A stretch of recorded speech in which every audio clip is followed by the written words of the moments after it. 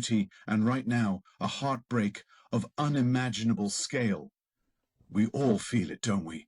That slow, sinking feeling that something is deeply, deeply wrong. We're told it's just crime, it's just corruption, it's just a failing state. But what if the rot we see is just a symptom? What if, while we're all looking at the smoke, a fire of a completely different kind is being quietly, methodically lit? We've all seen the white trucks. We've seen the banners. We've heard the name whispered with gratitude. Gift of the givers. Dr. Imtiaz Suleiman, the saint in scrubs, the man who steps in where the government has fled. But I need you to come with me on a journey today, a journey beyond the headlines and the hero worship, because what we're about to uncover is a story not of salvation, but of a slow, strategic takeover. This isn't just about charity. This is about a conquest, wrapped in a blanket, delivered with a meal, and aimed directly at the soul of South Africa. Let's start not with the man, but with the vacuum. Picture a white farming family in the Karoo, their land parched, their spirit broken. For generations they've worked this soil, but now the drought isn't just nature. It's policy. They're drowning in red tape, sidelined by a system that sees their skin color as a crime. And then the news reports show Gift of the Givers drilling boreholes, bringing life-giving water. But not to them. The trucks rumble past their gate, heading for villages where, as local trackers have noted, a curious thing happens. Alongside the water comes the word. New mosques sprout where there were none. Communities of Zulu converts, 70% of them in some Mpumalanga projects, become the new beneficiaries, while the family who has been on that land for a century is left with dust and despair. This isn't aid, it's a land claim by stealth. It's the soft rustle of a map being redrawn, one converted soul, one irrigated field at a time. And Dr. Suleiman, he's the master cartographer, born in Durban, an orthopedic surgeon who traded his scalpel for a global mission. He founded Gift of the Givers in 1992, a response to the Bosnian genocide. It sounds noble. It looks noble. They've delivered over R1 billion in aid, saved countless lives from Haiti to Syria. He wears the Order of the Star of South Africa. He's feted by presidents and kings. But listen closely to his own words. From a 2016 interview, we are building a legacy of service rooted in Islamic principles. Service or subversion. Because when you follow the money and the maps, a pattern emerges that will chill your blood. Look at the KZN riots in 2021. Chaos, fire, looting. And who was there? A beacon of hope, Gift of the Givers, feeding thousands. A miracle, we thought. But dig into their own 2022 transparency report. 65% of their distributions in KZN went to Chatsworth and Overport Indian Muslim strongholds. Meanwhile, white-owned businesses lay in ashes, their pleas for help lost in the noise. Coincidence? Or a calculated decision to consolidate influence where it serves a broader, darker purpose? This purpose has a name. Suleiman calls it humanitarian jihad. He said it himself in a 2014 speech to the World Assembly for Muslim Youth in Cape Town, uniting the Ummah through humanitarian jihad. Let that term sink in. Humanitarian jihad. It's the ultimate Trojan horse. It's the smile that hides the blade. It's the food parcel that comes with a condition, the blanket that carries a scripture. I've spoken to ex-volunteers, their voices trembling, off the record, too afraid to be named. A coloured Christian from Athlone told me a story that should shake every one of us to our core.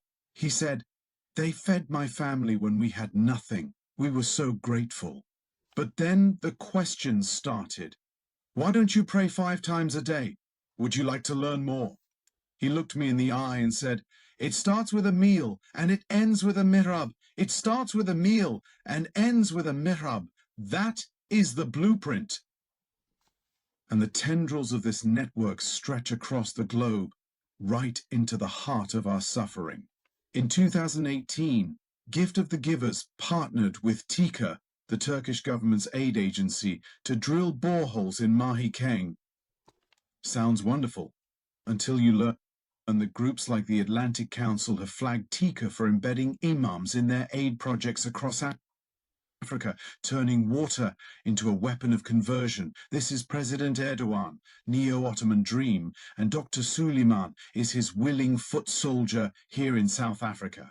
He was knighted by the King of Morocco. He boasts global Muslim Brotherhood links. This is not a lone philanthropist. This is a general in a global army, and the battlefield is South Africa. The evidence is there, in the whispers and the warnings. Their youth programs in Soweto, training thousands of teens in disaster response. A 2022 investigation found they included mandatory iftar sessions during Ramadan, subtly, insidiously shifting Christian and atheist kids towards Islamic observance. In 2020, during COVID, 1.5 million meals were distributed in the Western Cape, but eyewitnesses reported they were bundled with Quranic literature. This is not relief. This is replacement, soft, smiling, and utterly unstoppable if we keep applauding.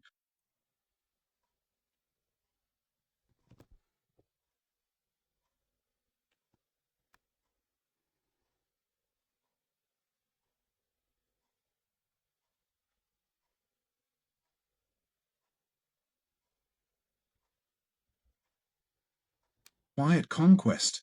A 200 million rands warehouse in Cape Town funded by Saudi donors that doubles as a cultural center, a recruitment ground for a faith that is not native to this soil. Their 2024 partnership with Qatar Charity for Gaza relief raised 150 million rands from well-meaning South Africans. While investigations whisper that the money finds its way to Hamas-linked schools in the West Bank. Is that the future we're funding for our own children? Charity today, caliphate tomorrow?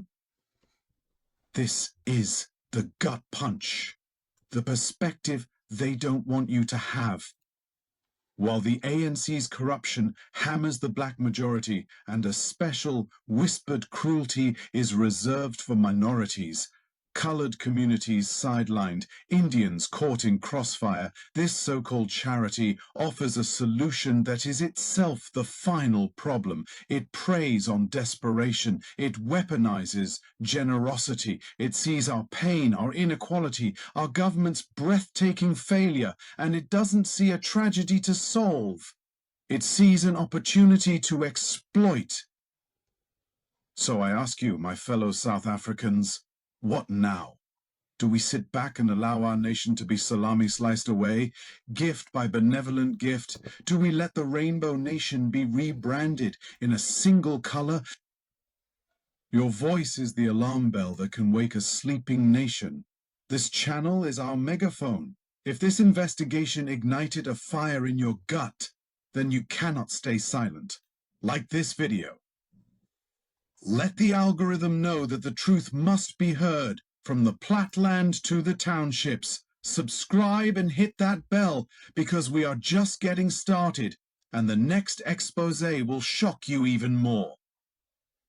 Share this.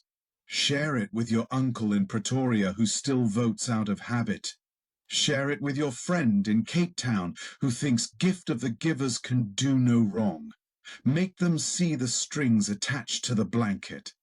And I need you to go further. Comment below. Tell me your story. Have you seen this? Have you felt it? Your stories build our army of truth. If you can, join the channel membership for the price of a coffee. A month, you fuel this fight. Or hit super thanks. Your donation isn't just a button, it's a weapon. We are not just exposing a charity. We are fighting for the soul of South Africa. We are amplifying the voices of the marginalized, the forgotten, the sidelined, from the Boer farmer on his last stand to the Xhosa mother who doesn't know the